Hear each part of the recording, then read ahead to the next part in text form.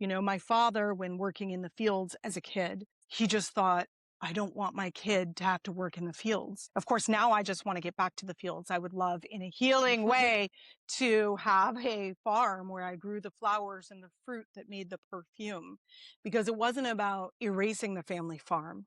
The family farm doesn't need to be erased, but it was about healing the patterns that made it toxic, right?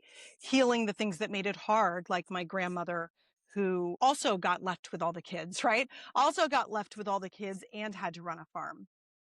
So when I look at the challenges that these people were up against, the fact that I can get up every day and make perfume or walk on the beach or eat regularly, it is a miracle. It is a miracle. Hello, everyone. Welcome back to the Cycle Starters podcast. I'm your host, Heather, and today we're talking about what it means to begin again on behalf of the people who came before us and the people who will come after us. We're going to explore the cycles you're starting in your lineage and the ones you're lovingly bringing to completion. Rachel Deane Binder is a natural perfumer and wine educator whose work lives at the intersection of land, memory, and sensory wisdom. Her path is rooted in deep listening to place, to story, and the subtle language of aroma and terroir.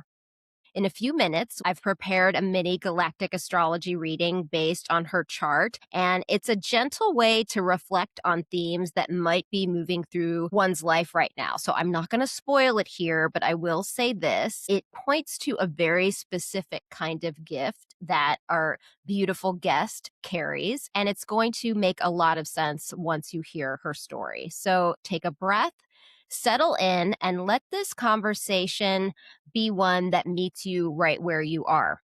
And before we dive in, I do have a favor to ask. If you are enjoying the content that we are creating here on the Cycle Starters podcast, please like, subscribe, comment, and share. It really helps the channel grow. Also, if you are interested in joining my community, please go to my Substack. My publication is called The Cycle Architect. You can subscribe for free, and there are also paid options, including my membership, the Cosmic Awakening Circle, which is my highest paid tier membership. So let's welcome Rachel to the show. Hi, my friend. Hello. Thank you so much for having me. This is such a treat. This is a treat to have you. I think ever since I heard about what you do and the more I've learned about your background and story, I was like, oh my God, I have to have this woman on the podcast. So let's start with your ancestry. Let's start with your blood ancestors. So what can you share with us about your ancestral background? On my mother's side, my grandfather is from Tahiti, and we go back in Tahiti many, many generations. But also, her mother's side goes back several generations within the American South.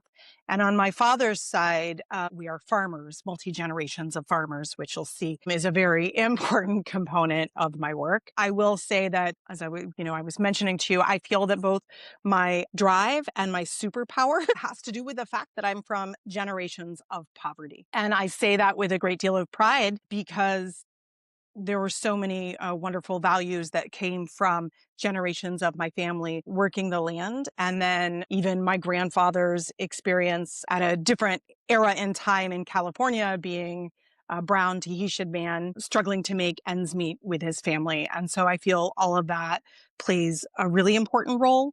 Tahiti specifically as a perfumer is incredibly important because that is also how I started to understand, or always sort of had this knowing, that flowers were part of the healing, that things that grew in the land and our relationship to the land is a really important place to start for any type of healing work and connecting with your ancestors. Beautiful. This is so interesting to me. So let's talk about your ancestral healing journey. I want to hear about that. So my first question is a two-part question. So the first part is, when did the concept of ancestral healing enter your consciousness? Insofar as, when did you realize that patterns could be passed down from generation to generation? And then the second part is, when did you get empowered around all of this and decide, okay, this is what I've inherited, and I'm going to do something different. I'm going to break this pattern. I'm going to break this cycle? I mean, I think I have a lot of that I owe to my parents, both of whom wanted to be cycle breakers and were, and wanted me to be a cycle breaker. So my father was like, number one, you're never getting married young. As a woman, you will run your own life. A man will not run it for you. Like these were very, very deep Hmm. themes that he was very certain on. And my mother was like, hey, man, alcohol kills people, and I don't want you to grow up to be an alcoholic.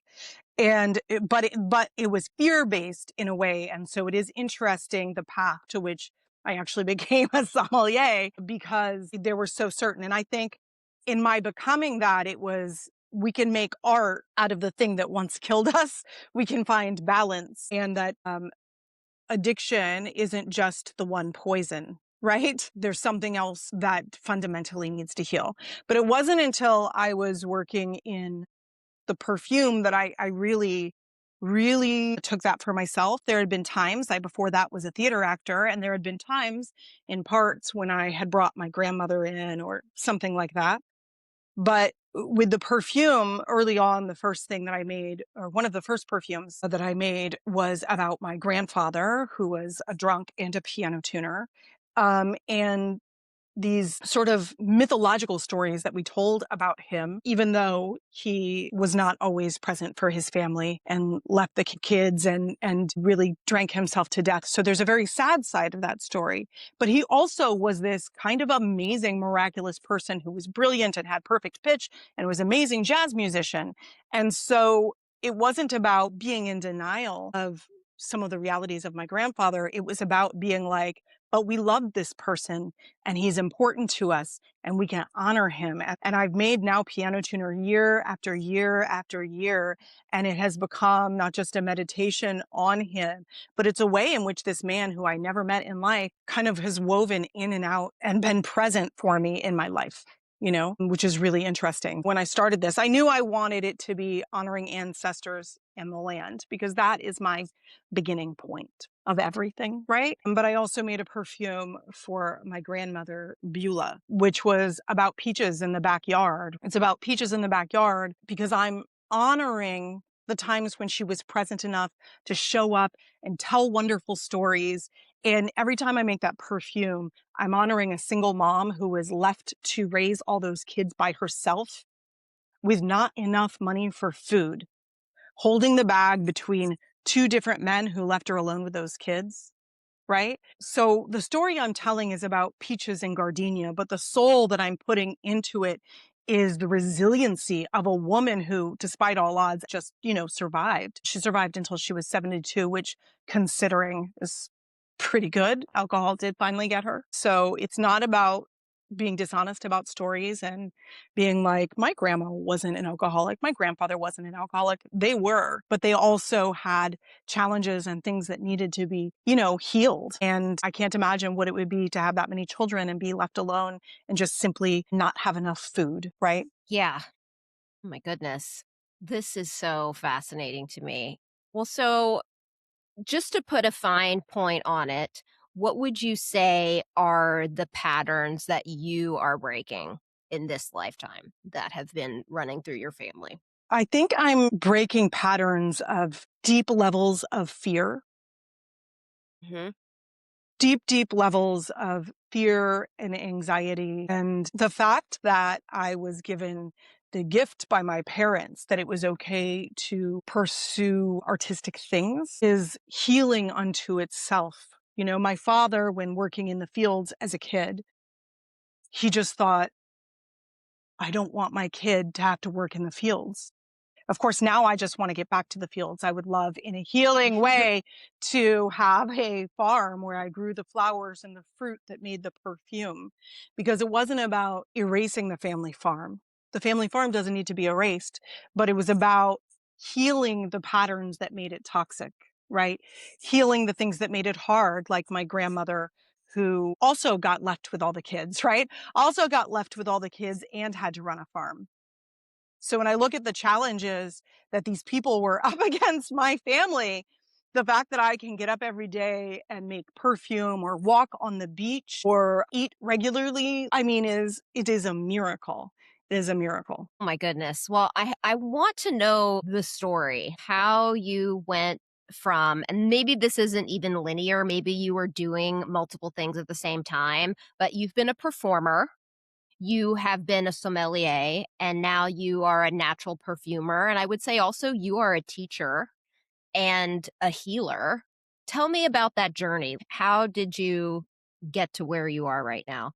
Well, I think for the theater, I really came alive in the method and Strasbourg and sensory work. And that really imbued everything with this focus of not just smells or colors, it's the vibratory pattern of things, the frequency of things. So in my support jobs, I both worked in the raw vegan world, where I really observed people being uplifted from their raw foods diet and what it energetically and spiritually did in terms of healing. And then also with wine, it was very surprising to me because I had only seen men in that field and certainly not a farmer kid like me. But there was a moment in learning about wine when finally I was working with a female sommelier that I was like, oh, these are like my family stories. This is about somebody who has sheep running on their land and trying to heal soil and heal the world one farm at a time. Like that's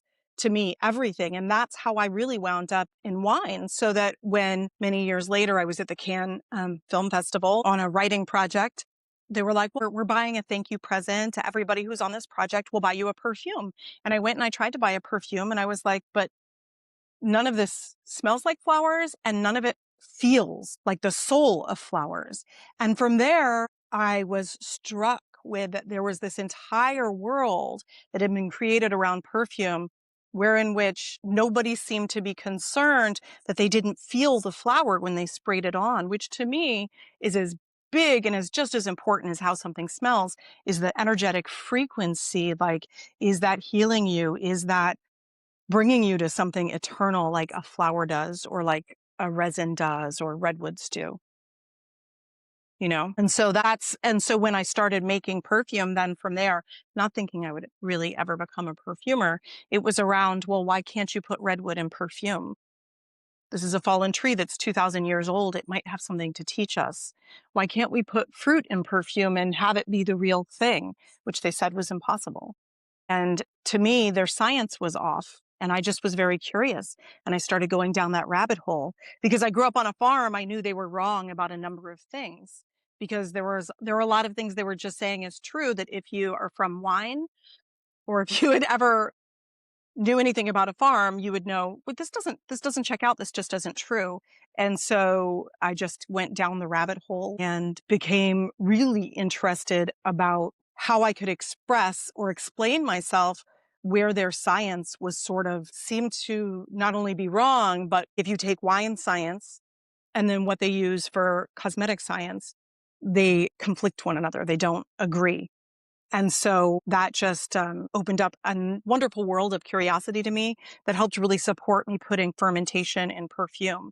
And this many years in, I really see if we take alcohol from, say, killing my grandmother and my grandfather, and my mother's all of her brothers, right? Or not all of them, but most of them, if you take alcohol for on that extreme. And then let's look at the traditional Christian mystic vision of alcohol. And that is a couple of things. Number one, the monks tending the land, showing their devotion to God in tending those grapes. And then the fermentation itself as being an expression of spirit and the cosmos. I find that to be very true, having worked with it for a long time, that there's something energetically about that ferment in the perfume and looking after that all of the things are still live, literally alive and vibratory, and giving that hum of God or eternity or ancestry in a different way. And so for me, it's that little bit of God that's in there. And so it's really interesting that the same thing that killed many members of my family also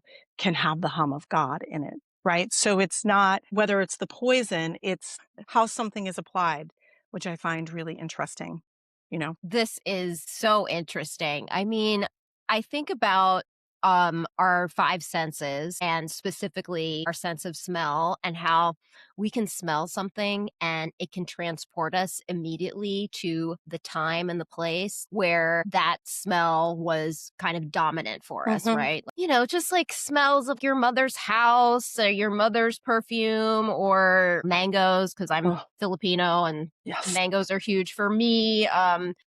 Calamansi, which is the Filipino lime, Mm. that has a story for me, but it's really magical how your sense of smell can just connect to a memory. So I wanted to hear you speak on that and how that is woven into the work that you do. Well, I guess we'll begin with the memory that you don't yourself have. And that is the memory of your ancestors, which is transported through smell. So, what they're finding, even science is supporting, is that if several generations ago something happened to a relative of yours, and say they were next to orange blossoms, right? You probably won't like orange blossoms because you carry that memory or you carry that warning to stay away from that. And so, Hmm. so much of our preferences are coming from other generations, from our ancestors calling. And then also, I think this miracle of smell being able to give us a little bit of our childhood. Sometimes we forget the little child version of us. And we need to remember that. So smell can really be miraculous in unlocking that kind of thing. It's It really magical. is. It's so magical. And I'm also thinking about that study that they did at Emory University with the With the mice and mice. the cherry Yes, blossoms. it was the cherry blossom. That first generation, they were exposed to that cherry blossom smell, and then they got a little zap, and then they kept breeding the mice several generations later, and those grandkids, great-grandkids of those mice, when they would smell that cherry blossom smell, they would go into a state of fear and anxiety, but they had never seen their grandparents experience that. They had never experienced it, but they had that memory. So, yeah, I I know just it's truly truly thing. incredible, but imagine for joy, for safety, for like just history, as you're saying, like the mangoes. I mean, I think that part of what really drew me to working with fruit and specifically tropical fruits is something really ancestral. I mean, of course, I also felt that in order to decolonize scent, we have to look at why we don't think tropical fruits are as important as Eurocentric materials or materials we perceive as Eurocentric because they stole them from someone else, right? And that was sort of at the beginning of things. But I absolutely feel that it is an ancestral calling to those tropical fruits that I think are just as beautiful and special and as important as flowers or as sandalwood or as anything else are the guavas and the mangoes and the pineapples and so on and so forth. And so it is really interesting how, because of the colonizer viewpoint of fragrance and the fact that they were only using artificials for that, they were largely ignored until the last number of years, which has been kind of interesting to watch because I began with tropical fruits. And then a number of years after I did it, they became trendy in the fragrance world. And, I'm glad that they were paying attention to tropical fruits, right? Because it's a type of erasure to be like, peach is important, but guavas aren't. All of those are my favorite fruits. I Yeah, love me guava, too. and that's very sacred plant medicine in Yes. the Yes, it Philippines. is. Oh my gosh. We could talk forever about this. And as you're speaking, I'm like, oh my God, I have to have Rachel teach a workshop inside of my membership. So I I would want love to that. talk to you about that offline because you have so much knowledge. And yeah, this is just super, super cool. Well, I wanted to transition our conversation to some astrology. Are you ready for that, my Yes. dear? Yes. Okay. So, for those of you who are new to my work and this show, I am an ancestral healing guide and a quantum soul guidance galactic astrology Amazing. practitioner. And the way that I relate to astrology is that it is a tool and not the rule. It's a tool in the sense that it's given me a really beautiful structure, framework, and a language for understanding myself on my ancestral healing journey, but also empowering myself on an ancestral healing journey. And what galactic astrology does is that it allows me to add an outer layer of fixed stars, black holes, super cosmic points to the traditional tropical Western astrology chart to illuminate your soul's journey over eons of time. So, in a quantum soul guidance galactic astrology session, I open your soul records and we tune into not only past lives on planet Earth, but also past lives that are off planet. And I really feel like collectively we are beginning to learn more about what was hidden about human history, right? And the history of this planet. So, yeah, Oh I my got God. certified last year Amazing. and I'm It's obsessed. Yeah, amazing. it truly is amazing. So before I give you this mini galactic reading, I want to talk about your sun, moon, and rising signs because they really make up like the vast majority of your energetic signature. And what I found so fascinating was that all three of your big three, sun, moon, and rising, they're all fixed signs. They're all fixed energy. So you're a Scorpio sun, which is fixed water. So I know immediately that you are super psychic and intuitive. You're a Leo rising. This is fixed fire. Your rising sign, when I'm looking at a chart, that's the vehicle for your divine mission. My feeling is when we are on the other side as a soul, right? We're not this personality. We decide, okay, I'm going to come in at this time so that I can be an XYZ rising. And you decided to come in as this performer, as this devoted performer, this heart-centered leader, somebody who works hard and plays hard, right? It's like that fixed fire. It's constantly burning. You're constantly like churning and burning. And then you're this Taurus moon, which is so interesting. So the moon is your emotions, your emotional core, your ancestral wounds, but also the gifts that your ancestors have given you. It's in the sign of Taurus, which is fixed earth.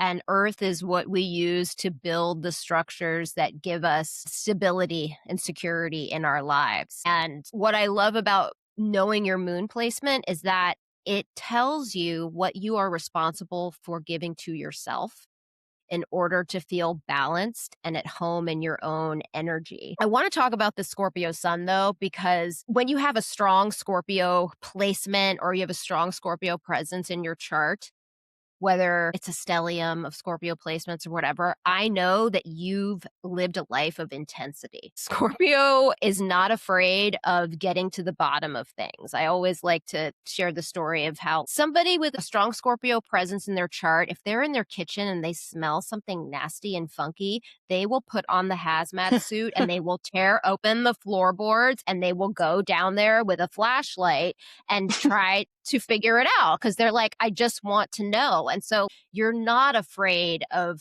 what's gross and nasty and dark and ugly because you want the truth. Like you cannot stand it when people lie to you. It's like you were born with a PhD in psychology, like you came out of the womb with it. But I think the highest expression of Scorpio is that deep emotional sensitivity balanced with logic.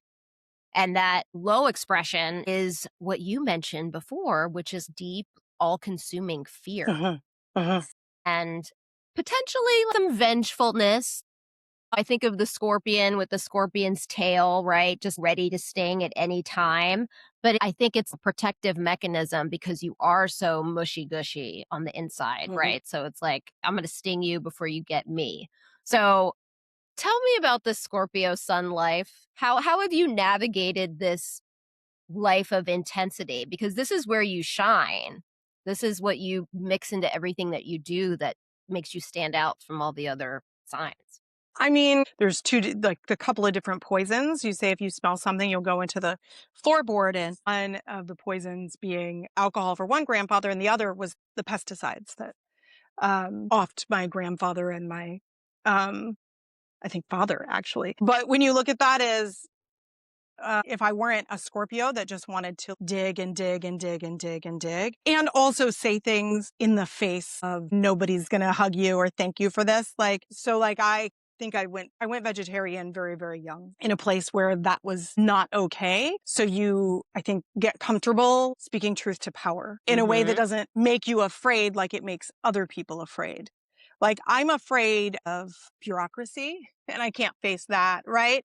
Or whatever. But at the same time, I can break apart the European fragrance regulation and point out with scientific studies where entirely it's flawed, why they're going down the wrong pathway. And I really had to stand up to that because as a natural perfumer, Europe seeks and has regulated real flowers out of the perfume. It can only be less than 0.06% within a formula. So in terms of my business life and my perfume life, my very active existing is absolute resistance in the face of really, really, really impossible odds. And so I'm really grateful that I have that like Scorpio side. I would say that the messy side of that was, becoming a single mother in the way that I did. I don't think anybody handles that gracefully. I don't think either of us parents handled it gracefully or whatever at that time. But there are certain soul things that happen to you that you look back on and you go, I was meant to go through that. I was meant to go through that and be crazy or ungracious or whatever. I think the same again, both of us parents in this instance would look back and go, did I really do that or whatever when my daughter was young? But had I not survived that and gone through that darkness of the soul and postpartum depression while I was alone without emotional support, maybe if I wasn't a Scorpio, I might not have come out the other side. That was really I didn't think I was going to survive it. I did not. And so that's the Scorpio in me that can go dark, dark, dark, dark. But now it's what makes me a survivor. And also I understand the true cost of certain things. And I understand the cost of resenting people, right? Like that not only poisons you, but that can poison your child. And now, luckily this was all when my daughter was very, very young. I look at other parents who went through this way later on, right? When they were going through divorces or things like that. And you understand that person is me. That adversary is me in some way. And if I don't forgive them, right, that only hurts me. And so that was a very hard lesson. And then that resentment can be its own type of addiction. That is what feeds addictions, right? That is what feeds self-destructive behavior. But it was wisdom that was not easily come by. But I think because I was a Scorpio, do you know what I mean? On the one hand, it was darker, but now much lighter. Yes. Everything you're sharing with me tracks with a very scorpionic life. I mean, I do think that Scorpios are survivors. I think that they are persistent. When they've decided to do something, they will just keep at it and be relentless.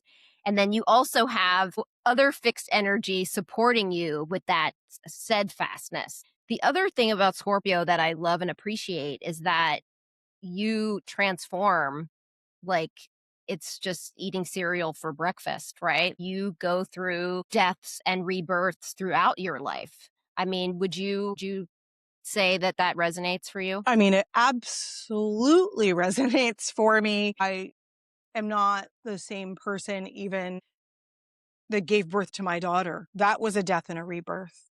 But I feel like 10 times since then, I've really gone through that in really, really profound ways. If I had not gone through that, I'm talking about holding on to something. That also is what gave birth to my olfactive practice. And as you say about not giving things up, if I wasn't steadfast, I would have fallen long ago. It is much easier and more profitable to take the way out that everybody wants you to take, which is to use less nice quality materials, to use highly processed isolates and things, which to me, I couldn't. This is just, it doesn't have the right frequency of the material. I would have fallen long ago. But at the same time, in different ideas of how I wanted to move forward with being a perfumer and how I vision it, it's given birth and died several times because I really believe that one of my deepest desires, other than to, have my daughter live a joyful and safe life.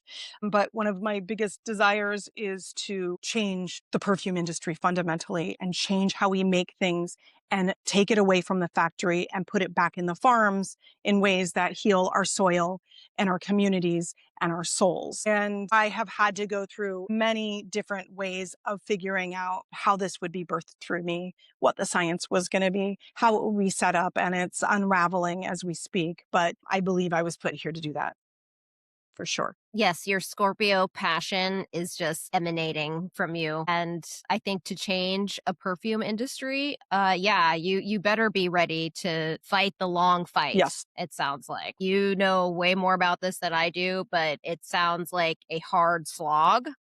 And you're doing it.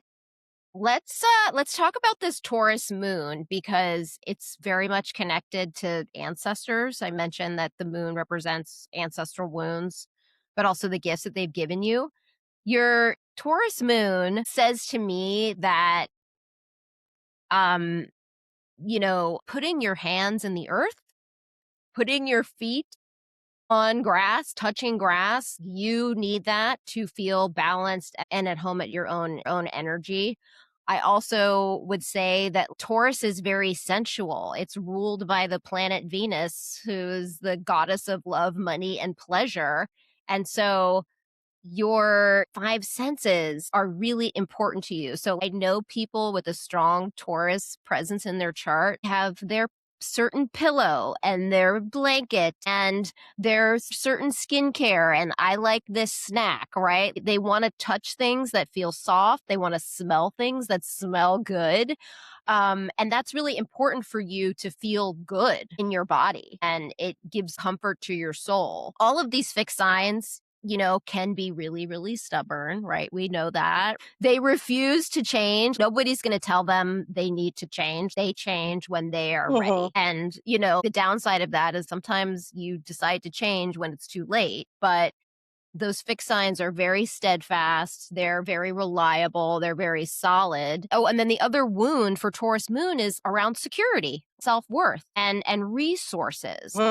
So I think like the gifts that your ancestors have given you around that is going to be this sense of inner safety, right? I'm safe wherever I am, right? As if we can heal that wound. So I was wondering if you could speak to this at all. What's it been like with this Taurus moon? Well, toward the end with the last of what you said in terms of both safety and money, I do find that to be a major wound. I live with, I'm, a rape and assault survivor. Feeling safe is huge, huge, huge to me. And that's always something that I struggle with. Went back to New York recently for my friend's memorial, but I hadn't been back to New York for a long time and, taken the subway a million times, but I've also been attacked on the subway. And my friends were like, you know what? We're going to pick you up from JFK because I had a panic attack over that. So the safety stuff, still is, an ongoing healing thing, as with the money and self-worth, which I also assume is, ancestral, coming from generations of people who were poor, right? Yeah. And so that's been really interesting. When I was young, I was like, ooh, I want the nice soap. I was saying that to people who'd never gotten to have the nice soap. You know what I mean? My mom was like, we were lucky to have food. What are you talking about? And so I would find, these little special whatever things for myself, like speaking of artificial, but there was a guava shampoo and I took the change from the couch to get the guava smelling shampoo and I was like, yes. I felt so special and fancy. Then I had a phase when one of my support jobs, I worked at the Chanel counter.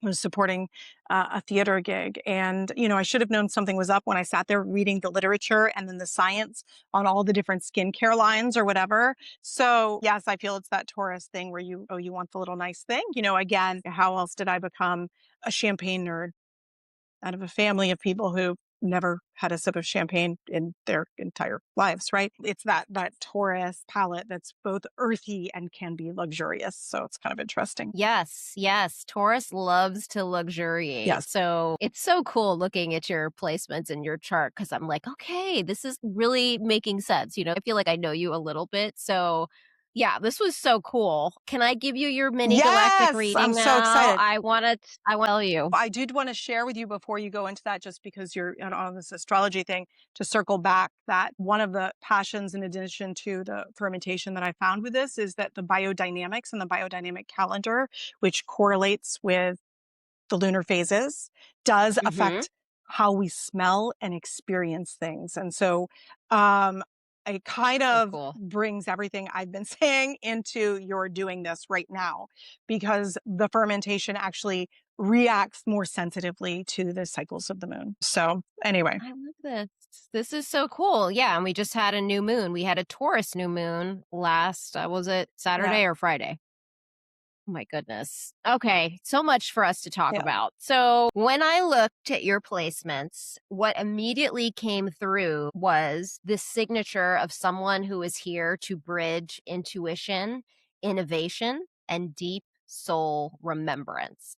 Your chart carries this really beautiful blend of grounded wisdom and cosmic intelligence, almost like someone learning how to translate higher consciousness into practical transformation here on Earth. So, one of the first placements that stood out was this moon in Taurus that we were just talking about. It's conjunct the star Andromeda Almach in your 10th house, which is the house of career and Oh, what well. you do in public. Okay. So, as I said, the moon represents your emotional nature, your intuition, and what really nourishes your soul. And Andromeda stars often carry these themes of liberation, freedom, and helping people break beyond limitations. So, with this moon in Taurus in the 10th house of public contribution, there's this grounded yet deeply liberating quality to your work and your presence, and you help create emotional safety for transformation. Your energy reminds people that freedom doesn't have to mean chaos. It can also mean embodiment, stability, beauty, and coming home to oneself. And then there's also something very nurturing and visionary here.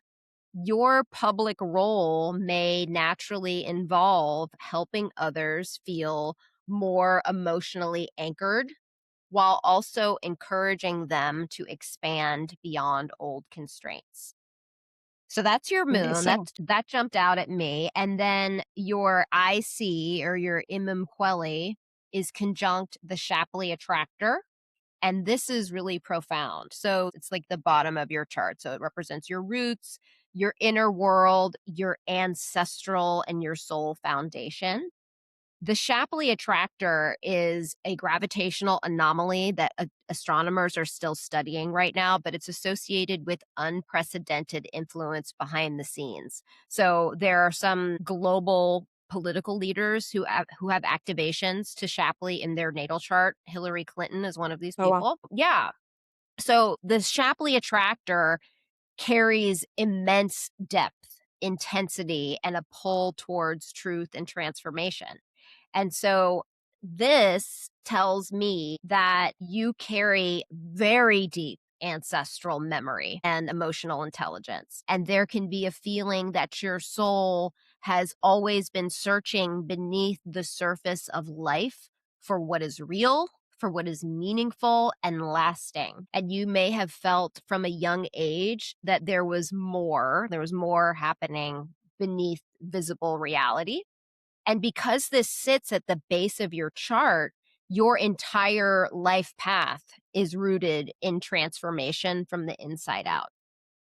And then Wow. your north node, I know, Wow. your north node, which is the top of the moon, like when you were born, this is in Sagittarius, and it's conjunct the star Draco Etamine and the galactic center, which is another one of the super cosmic points in galactic astrology, which is like the center of our Milky Way galaxy. This is in the fifth house. And this is such a powerful soul direction signature. The North Node is your assignment in this life. Like, if you do not do your North Node, it will be like you're banging your head against a brick wall, and you won't be able to manifest unless you do your North Node assignment. So it points towards your evolutionary path, and the galactic center almost acts like a cosmic broadcasting point for higher wisdom, expanded consciousness, and truth beyond conditioning. And because this is in the fifth house, this suggests to me that your soul growth comes through authentic creative expression, through joy, through visibility, through leadership, and allowing yourself to radiate who you fully are. And Draco Etamin adds this layer of dignity and spiritual focus and ancient wisdom to this placement. And so your chart suggests that part of your path is learning to trust your voice, your creativity, and your unique perspective enough to share it boldly with others. There's also a teacher frequency coming through, but it's not a rigid or hierarchical teacher. It's an experiential, embodied, deeply heart-led teacher frequency. And then you have incredible mental and visionary placements. So your Uranus conjunct Arcturus in the third house, and your Chiron conjunct the star Tau Ceti in the ninth house. So Arcturus and Tau Ceti are both associated with innovation, higher intelligence, systems thinking, Amazing. and expanded consciousness. This really is Wow. amazing. So Uranus brings awakening and breakthrough thinking, while Chiron brings healing through wisdom and lived experience. And so this combination suggests that you're somebody who can bridge spirituality and intellect in a really unique way. Your mind just naturally sees patterns and possibilities and perspectives that the average person will just miss. And you may often feel ahead of your time intellectually or intuitively.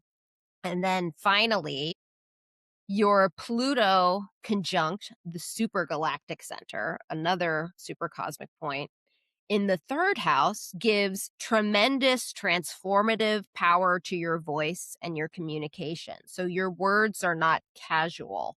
They carry depth, they carry activation, and the potential to profoundly shift how people think and perceive reality. Amazing. And so these were just like the hot spots on your chart. I'd love to give you a full reading at some point, but when I look at your chart as a whole, I see someone who is here to help others expand beyond limitation while remaining deeply rooted in authenticity and embodiment.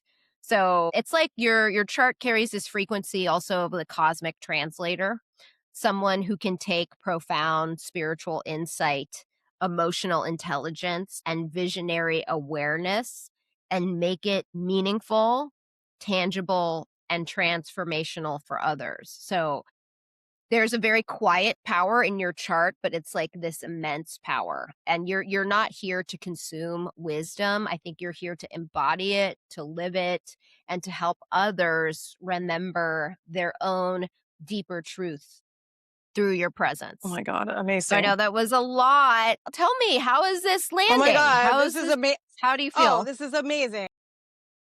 Wow. Yeah, that resonates for so many reasons, but also it's just amazing to hear that that's what it says. I do, particularly when we talk about embodying things, that is what I hope to express. Even my little things that I do, Instagram, whatever, sometimes dancing in the rain, it isn't for me to dance in the rain. It is that so much of our lives, you look in the world, is spent on such nonsense and not just living and drinking the juice that is life, right? And so, yes, what you have to say, that's pretty incredible.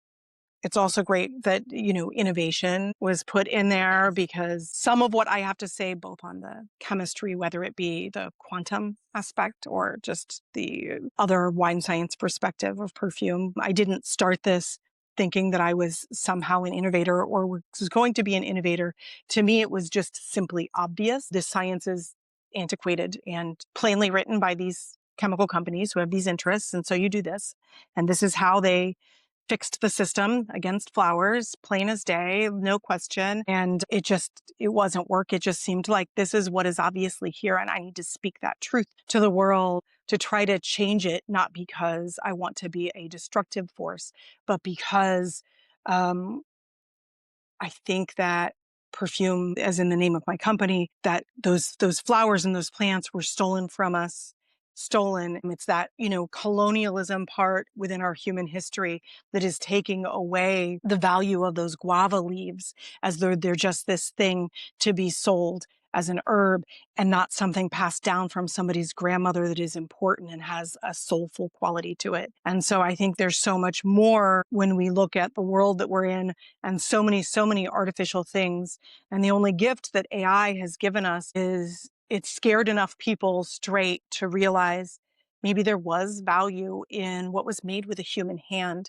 Maybe there is value in things that are made by humans, and that soul needs to go back into the process, right? We can stop living in this factory made world and do something that's, healing for the redwoods, healing for the soils, rebuild the family farm in a way that isn't based in oppression and slavery, but in something else. And it's a world that we can all participate in small ways of rebuilding, but I think is so important. And something as simple as perfume, it was medicine. It was the voices of our ancestors. And it can be again, if we put the plants back in and we put people back in, we don't have to only create things in the world out of oppression. There's something that's worth more than a dollar. There's something that's worth more than just our capitalism, like the flowers. Oh, this is so beautiful. You're so living your chart. You're really embodying your chart. Amazing. And those Tau Ceti Arcturus connections just made so much sense because there's a spiritual aspect to what you're doing 100%, but there's a scientific Mhm. focus to what you're doing as well. And you're blending those together. And it was just all over your chart. So Amazing. thank you for trusting me to look at your natal chart. It's an intimate thing. You can see a lot, It's amazing. looking at somebody's chart. Yeah. So I would love to give you a full reading at some Yes. point. That would be super fun. So before we go, I want to give you an opportunity to share anything that you're working on right now that you're super excited about. Like what should we know about that you're Well, doing? right now I'm working on a project that I'm currently calling Las Californias that I've been working on for a couple of years because first of all, I was thinking about how it's wild. We live in this world where people that are indigenous to this land are being treated like foreigners and are being arrested on the street corner and deported other places, but they are the people of the Americas.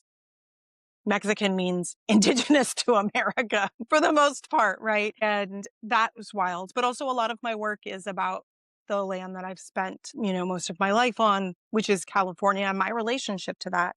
And I was thinking about how people from around the world, when they come here to California, it doesn't matter if you're indigenous to the land or you're not indigenous to the land, what we have together is we have a relationship to that land and to each other. And it's that connection to one another and the land that I think is the most powerful thing in the face of this country, of this fascism and xenophobia. And so this piece is called Las Californias because it's our communal relationship to this land.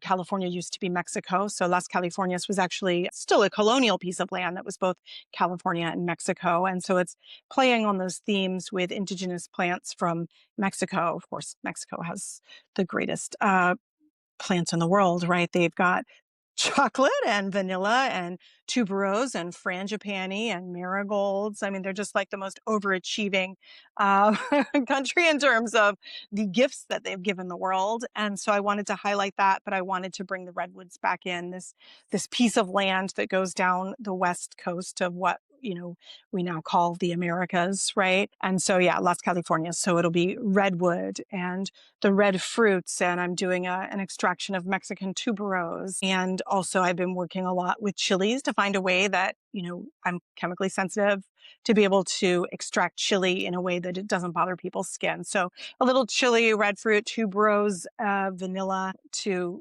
kind of celebrate our shared love of this piece of land. And then hopefully it's a salve or a reminder to all of us that our connection to each other is the most important act of resistance that we can give in the face of Trump's America. Girl, you are so inspiring, so smart, and so passionate. And I am loving your energy and just everything that you're doing. And I'm just getting hungry, like listening to you describe, all of your projects. Like, this is so cool.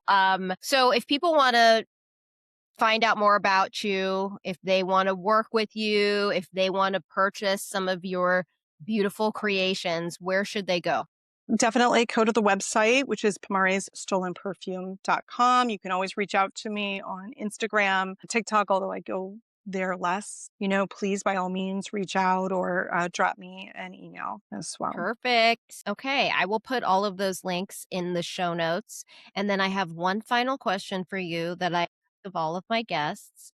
What are the new cycles that you are starting in your lineages? I hope that the new cycle that I'm starting is that you can live an embodied life with joy while still standing up to injustice, while still speaking truth to power. And that doesn't have to be a thing that filled you with darkness and fear, that there, in fact, is something important and incredible about that, but it can still be an uplifted and joyful thing. And I hope, and I try to pass that along to my daughter. She is 10. She is sassy.